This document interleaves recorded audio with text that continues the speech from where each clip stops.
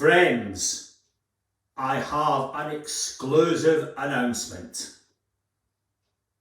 I know where Lionel Messi is going. He's joining an English social landlord next week. You heard it here first. The minute those wages soared up to $1 million a year, his head was turned. I'm Alistair McIntosh, welcoming you to this week's edition of First Things First. That comment was obviously about Sage, who are owned by Blackstone, but what I want to talk about first today is this fantastic book by Dambisa Moyo, How Boards Work and How They Can Work Better in Chaotic Times. Who is Dambisa? She is an economist from Africa who has sat on some enormous boards such as Barclays Bank and Chevron. So she brings a lot of experience to this book, which is partly a basic primer in governance and partly a look into the future challenges, as the title implies. She goes right back to the invention of the concept of a director in the charter setting up the Bank of England in 1694, and that turns out to be the template for so much we know about governance still today. What really intrigued me was the chapter on dealing with activist investors or hostile takeovers. And Dambisa suggests there are two questions you need to ask. Can the activist, can the opposition, as it were, run the company financially better than the current board? Next question, just as important, and will they take care of the people? So let's go back and think about Sage. Could Sage run a major British housing association better than the current management? Good question for your autumn board away days. Now let's look at Sage. They have grown fantastically over the last couple of years. That means they've got the great advantages of a startup. They don't have legacy reputation problems. If you look at the league tables for the banks, what strikes you is the newest banks come top.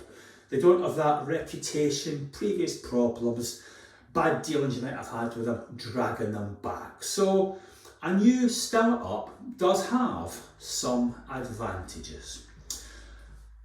What about the ethics of Blackstone and Sage? Well, the Rented Housing Fund is set up to provide pensions for public sector workers across the United States, nurses, firefighters, people like that. And as you would expect, environmental, social and governance reporting is something Blackstone and Sage have really invested in very, very heavily.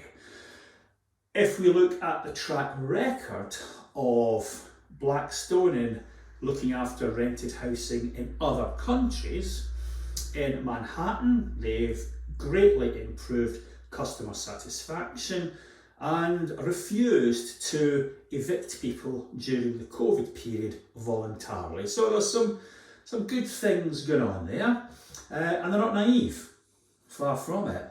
They've been hit by rent control problems in Spain and in Manhattan. So they have been over this road, and what helps them is that the chair of the English operations, Sage, is Alison Thane OBE, fantastic woman, led major housing associations for a number of years. So it's a big, strong, credible association.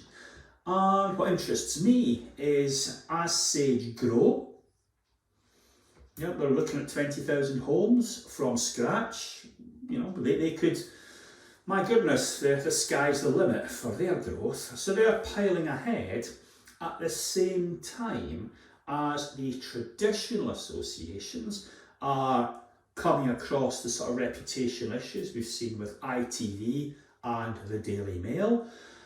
We are facing burgeoning costs due to decarbonisation and pension deficits. So as they are growing, we are being maybe held back by some previous issues. At what point does it make sense to ask Sage or someone like them to take over an association or part of an association?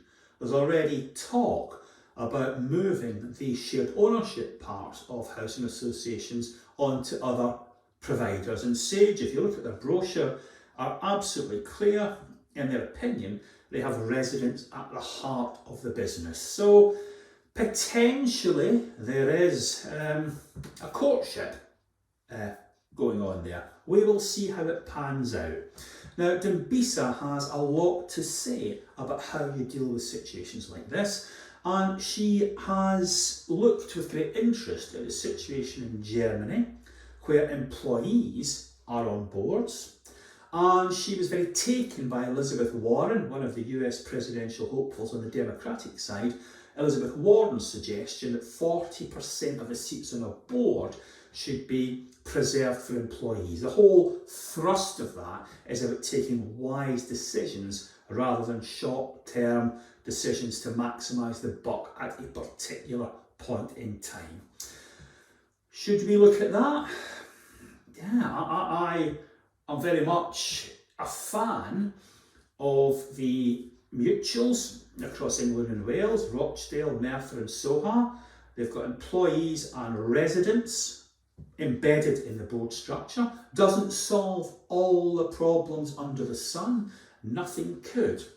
But I tell you this, I want decisions made about moving associations across to the likes of Sage and about selling shared ownership portfolios made by people with skin in the game. And that's the big message from Dambisa's book.